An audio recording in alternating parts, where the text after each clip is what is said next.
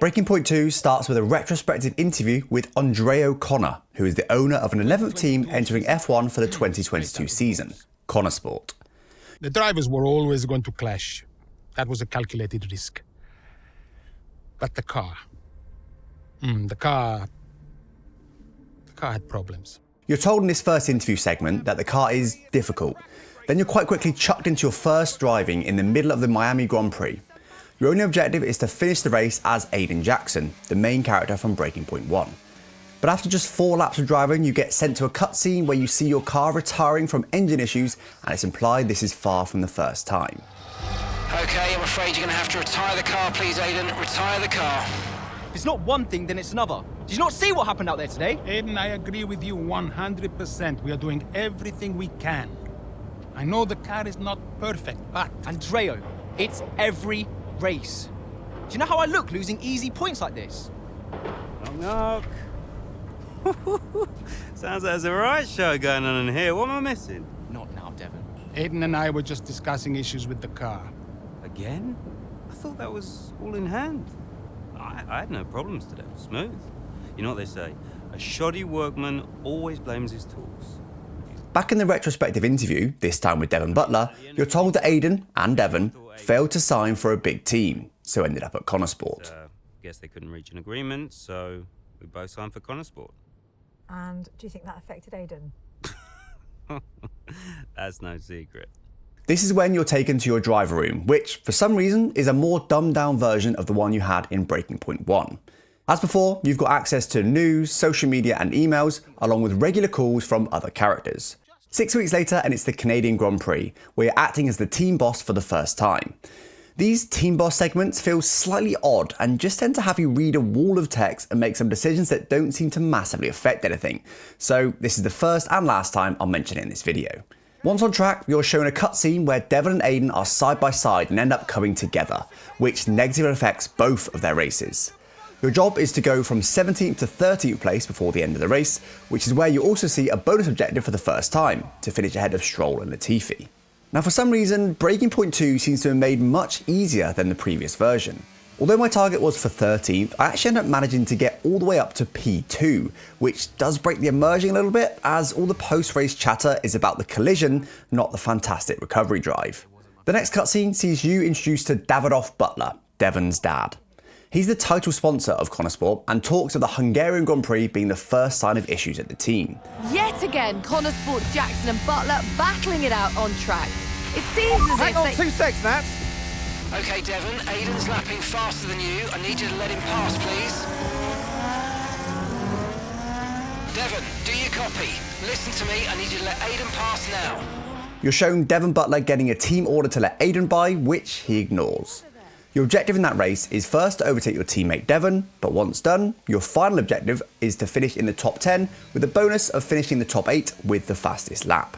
Once again, I managed to get all the way up to P2 in this one.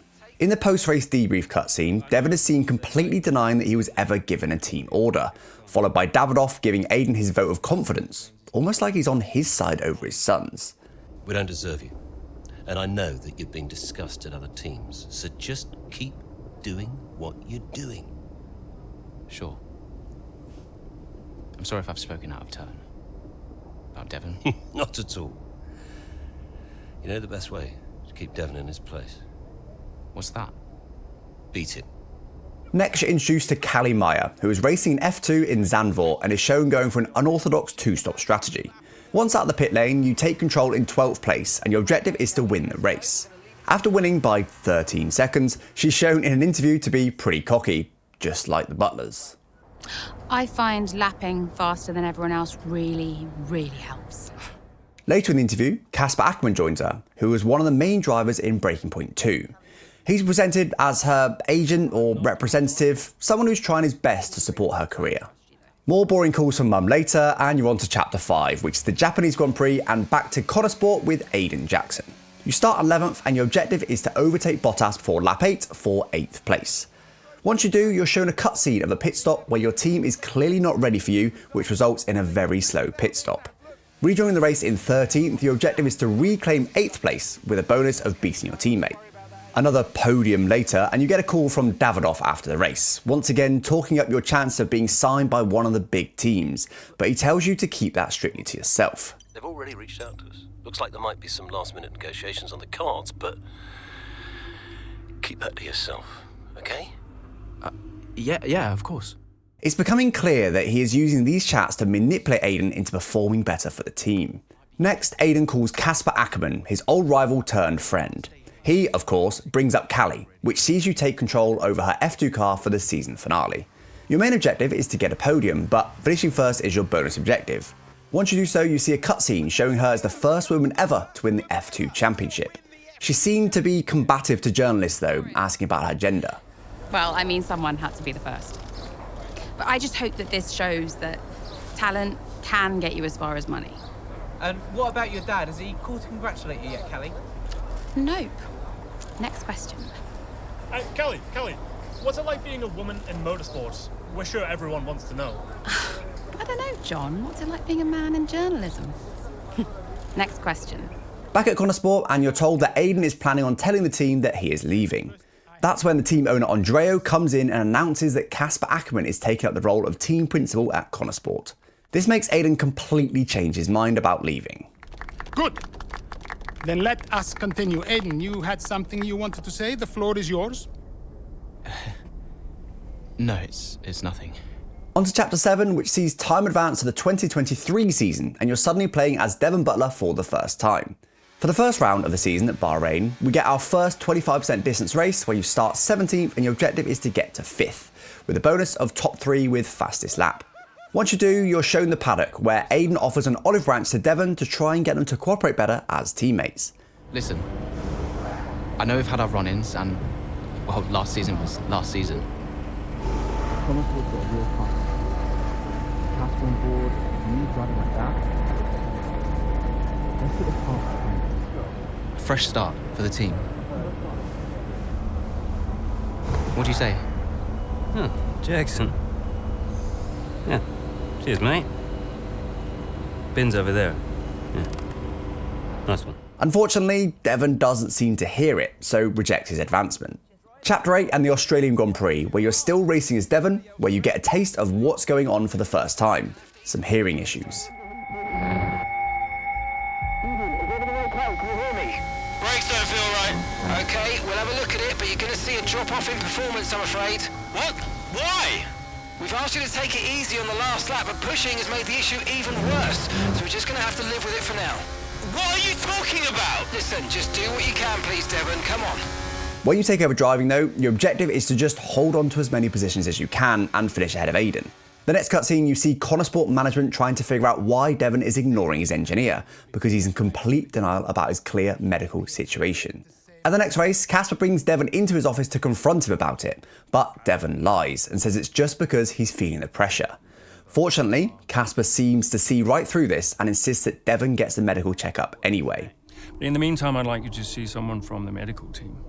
Just to be sure. I've booked you in for this afternoon. No, Cass. Look, I've got a race to prep for, okay? I need my head in the game. I'm fine. I get that. That's fine. But I want you to see them straight after the race. Understood? Yeah. Fine. This turns out to be too little too late, however, as your objective of finish the race is interrupted by a cutscene showing Devon crashing out of the race completely on his own. Devon Butler now. Oh, that's not good! Oh no! Devon Butler spins! He's out! Once out of the car, he's seen stumbling around, clearly disorientated.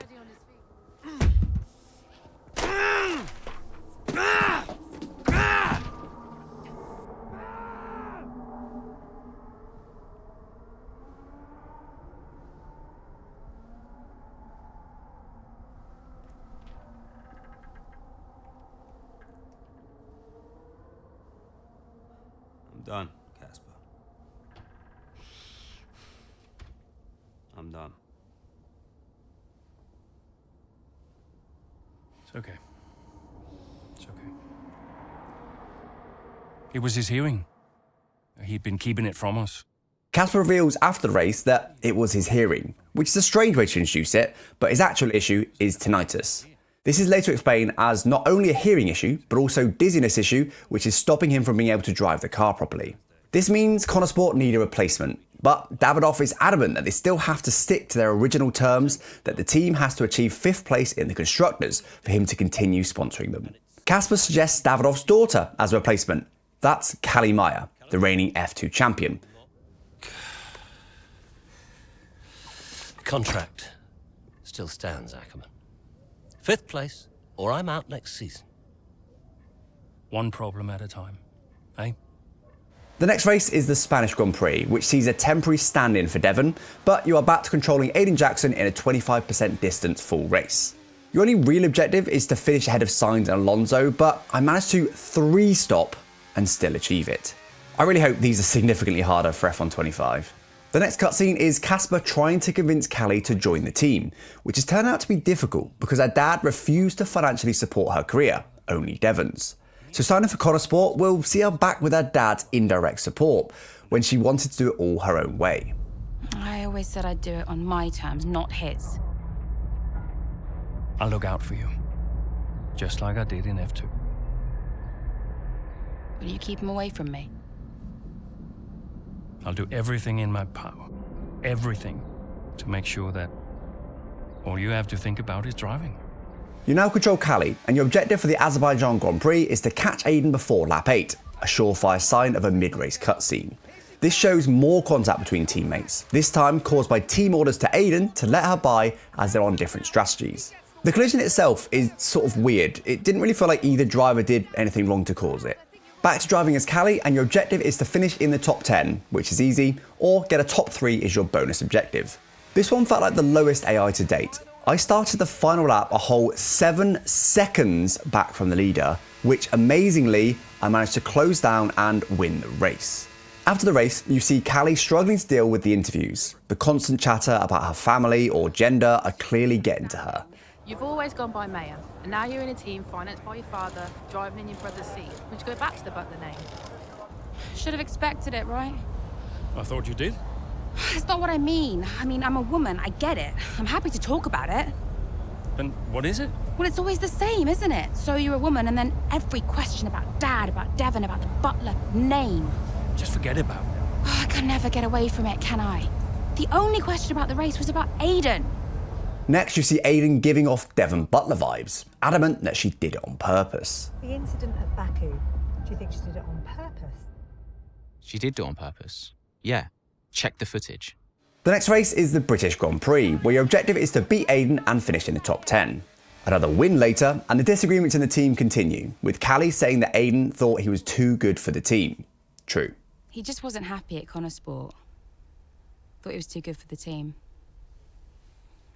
He just had a bit of an attitude problem. Next, we see them bickering in Casper's office, where it's finally revealed to them that they need to finish in the top 5 or Davidoff will pull funding. Callie's upset about this in the retrospective interview. So yeah, Dad brought me onto the team and then immediately threatened to shut it down. Why would he do that? It's kind of his thing. The next race is Austria, and one of the more interesting scenarios. Callie is pit for Inters before it even started raining, with everyone coming in 1 lap later. Your objective is to finish in the top 5, and I end up winning on the last lap after pitting from the lead for slicks. Chapter 14 is the Italian Grand Prix, where Devon Butler makes an unwelcome return, forced through by Davidoff. Did you miss me? On track though sees yet another collision between the two teammates. This time it's Callie reluctant to let Aiden go, which results in him coming across on her and her losing her front wing. Once you pit, your objective is to finish in the points and ahead of Aiden. There's no further cutscenes in Italy, but the description for the next chapter describes dysfunction within Konnersport. The cutscene in Singapore sees Devon Butler suggest he could have a word with Aiden, which Casper is clearly against, but Devon goes ahead anyway and brings him down a few pegs in the garage. Get lost. Be true to myself. Drive the car I'm in. The wisdom of Devon Butler. Should I be living my best life too? Just drive the car you're in, mate, yeah? Ciao. Singapore is another full race, where your objectives are once again easy. So a 3-stop with 2 full laps on Inters later, another win is in the bag. On to the penultimate chapter at Brazil, which starts with Devon having a chat with Callie, trying to correct some of her bitterness towards her family. Well, if it's any consolation, I'm not much competition anymore. You never were. I'm sorry, Callie. For everything. You were always faster than me. This results in Devon telling Callie that she was faster than him, which is a lie, but then he says, if there's one thing my old man taught me, it's that sometimes people need to hear what they need to hear, which is the most revealing interview to date. Of course not! Faster than me? No. She was never faster than me. She'd love that. No. But if there's one thing my old man taught me, it's that sometimes people need to hear what they need to hear. You know? This leads to Callie accosting her dad, which doesn't go too well and ends in Callie saying that she's going to get 5th for the team to force his hand. 5th in the standings. 5th. 5th.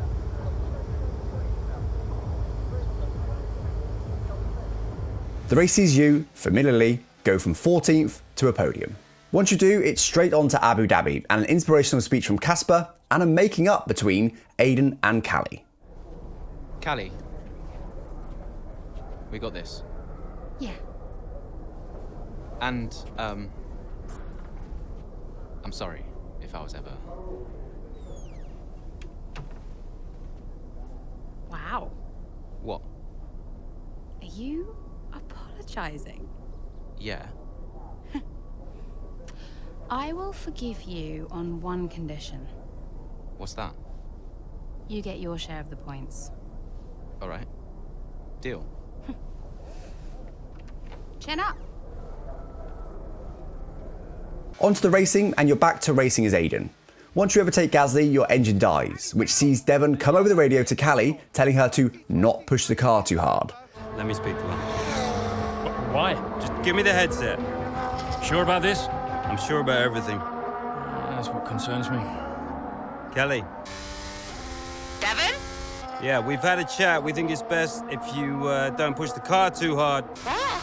Why? Look, you're way back, Cal, okay? We don't want to blow your engine too, so just cruise it in and finish the race. It's got to be realistic here. Copy. Sorry, is this a team order? No, Casper agrees. It's just not going to make up that much ground. It can't be done. Just cruise it in, Cal. Trust me, you watch her go. Your new objective, now as Callie, is to finish 4th or above.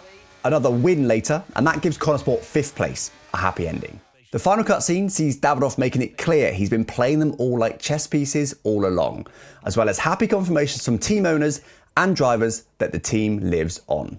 The final word, though, goes to Devon Butler. Okay, so, we're done? Yeah? Cool.